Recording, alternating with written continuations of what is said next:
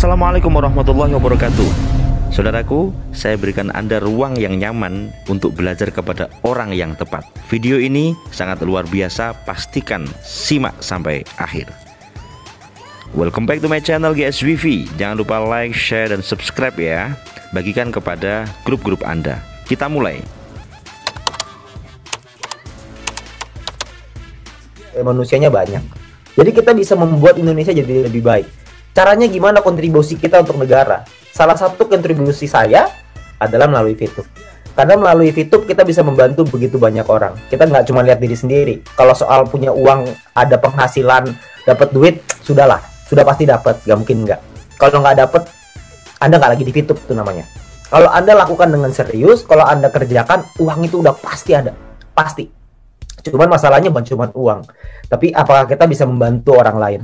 Apakah kita bisa membantu tim kita untuk bisa sama-sama sukses seperti kita? Apakah kita bisa membantu tim kita untuk bisa merubah hidupnya? Nah, itu tantangannya. Nah, tantangan itulah yang mungkin saya akan ajak teman-teman semua. Jadi bukan hanya kita memperkaya diri, karena itu tidak penting. Karena menurut saya yang paling penting adalah kita bantu tim kita untuk jadi sukses dan kaya. Kalau mereka sukses dan kaya, kita sudah pastilah, nggak mungkin nggak usah dibahas lagi. Jadi jangan pernah fokus ke diri sendiri, tapi fokuslah ke tim kita. Nah, untuk itu Anda perlu belajar. Anda perlu belajar dengan mentor-mentor yang tepat gitu. Jadi kalau untuk soal VTube-nya, kalau Anda merasa bahwa bisnis ini layak dan menarik untuk dijalankan, Anda sudah di tempat yang tepat. Dan banyak orang di luar sana tidak bisa melihat itu. Dan memang dunia ini berubah oleh sekelompok kecil orang yang bisa melihat sebuah peluang. Mark Zuckerberg ketika membuat Facebook itu ditolak oleh teman-teman kampusnya, tapi beliau tetap jalanin. Dan sekarang ada yang percaya, ada yang tidak percaya. Yang percaya sekarang menjadi salah satu orang terkaya di Amerika, dan orang yang tidak percaya tentunya sekarang gigit jari. Nah, mungkin teman-teman kita juga sama. Orang melihat VTube dari sebelah mata, tapi kalau kita bisa melihat VTube dari kacamata yang berbeda, kita bisa melihat peluangnya di situ. Selamat untuk Anda. Nah, tapi bukan cukup sampai di sana. Ketika Anda sudah melihat peluangnya, Anda juga mesti paham bagaimana Anda membangunnya, bagaimana cara Anda untuk mengembangkannya. Karena kalau Anda sudah bisa mengembangkannya, maka Anda bisa bukan cuma membuat hidup Anda dan keluarga Anda jadi lebih baik, tapi Anda juga bisa bantu ribuan, ratusan ribu, puluhan ribu, bahkan mungkin jutaan orang di Indonesia bisa berubah hidupnya karena Anda. Jangan main-main dengan sebuah keputusan. Karena keputusan yang saya ambil beberapa bulan yang lalu ternyata berubah menjadi berkat bagi begitu banyak orang. Saya juga nggak nyangka.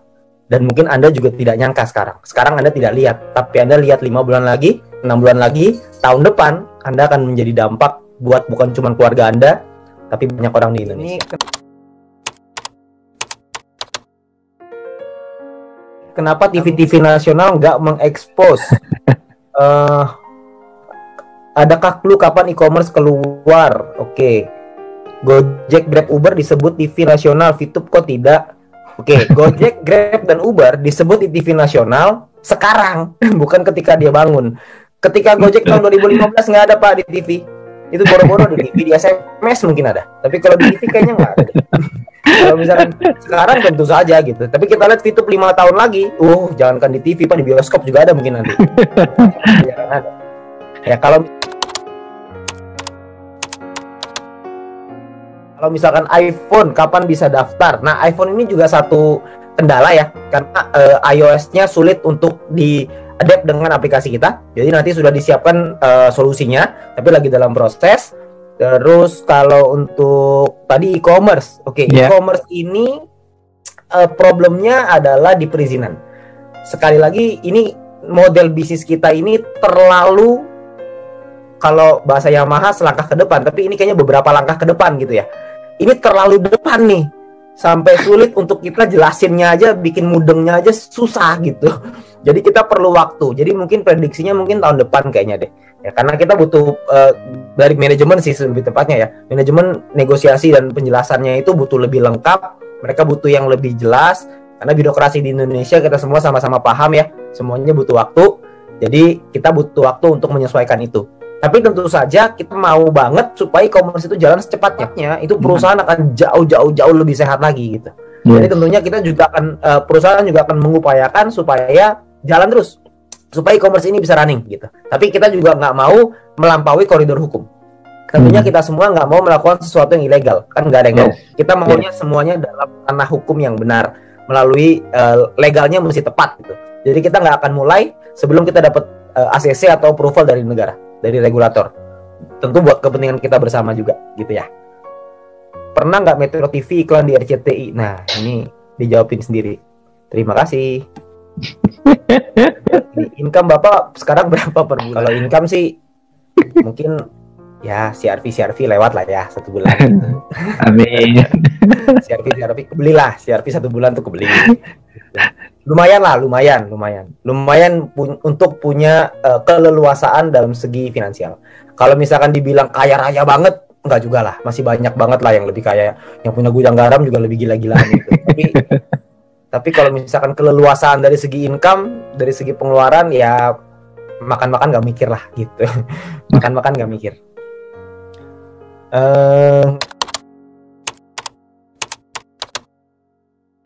Ngomong-ngomong, kapan manajemen berkantor di Indonesia? Nah, ini juga salah satunya nih ya. Ini juga kebetulan lagi dibahas, jadi sekalian. Kantor di Indonesia juga sedang dipersiapkan. Karena kita juga sama-sama tahu bahwa bisnis di Indonesia, kantor harus di Indonesia. Jadi kantor itu juga lagi dipersiapkan. Karena kemarinan ini kita memang peledakannya terlalu cepat. Jadi mau nggak mau harus ada manajemen yang dadakan dulu. Nah, sekarang ini sudah mulai running, lagi dipersiapkan untuk kantor di Indonesia. Jadi nanti kalau kantor ada di Indonesia pasti akan di-announce lah. Nggak mungkin nggak. Ya karena saya yakin nanti kantornya itu nggak tahu deh, itu kayak apa tawuran mungkin di dalam situ ya. Saya nggak tahu deh. Bakal rame banget pasti yang datang. Tapi nanti pasti akan dikasih lihat. Boleh lihat jempol yang bisa membawa kesuksesan. Wih, mantap. Wih, jempolnya mantap. Jempolnya mantap nih. Susah nih jempolnya.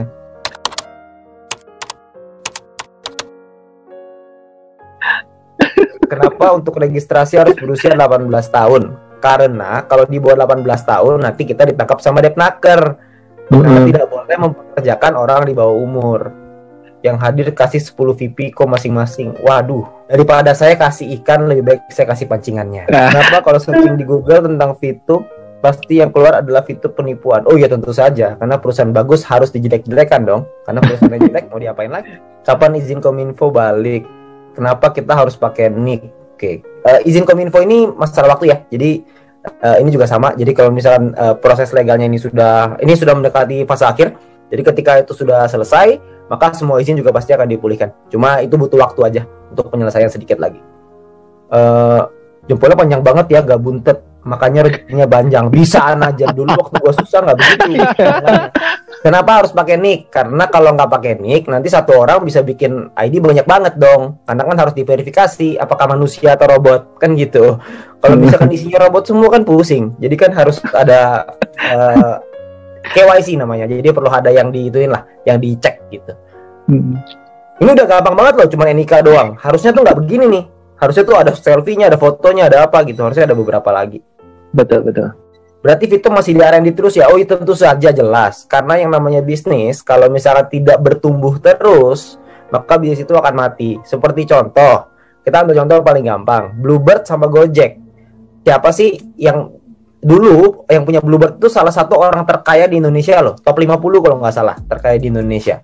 Sekarang, Bluebird ini ketika dibangun, itu gak ada yang berani melawan tuh. Taksi nomor 1 pasti Bluebird, gak ada lawannya. Ada Bluebird, Silverbird, GoBird, semuanya. Wheelbird juga ada di situ. Tidak ada satu orang pun yang bisa menyangkal bahwa Bluebird itu taksi nomor 1 di Indonesia. Nah, tapi ketika Gojek itu muncul, Gokar itu muncul, terjadi terjadi ribut gitu antara supir Gokar dengan taksi. Katanya ini nggak fair lah, apalah segala macam. Dari pihak Bluebird itu juga ngotot, tidak mau beradaptasi dengan perubahan, nggak mau ikutin dengan online. Yang terjadi adalah Gojeknya sekarang membeli sahamnya Bluebird. Jadi yang tadinya kompetitor, Bluebird tadinya di atas, sekarang Bluebird mau nggak mau bekerja sama dengan Gojek gitu. Jadi namanya bisnis harus terus berubah. Begitu juga dengan Vito, pasti akan ada perubahan. Kalau Anda tanya akan berubah atau enggak, dijamin pasti akan berubah. Karena kalau nggak berubah, kita akan punah. Jadi mau nggak mau harus seperti itu. Bapak sendiri menjalankan misi dengan modal 0,3 apa fast track? Ya tentu saja 0,3 Bapak. Zaman saya pertama kali bergabung, EC aja tidak dibuka. Tidak ada EC, mau beli sama Sopo. Tentu saja pakai gratis, mau pakai apa lagi?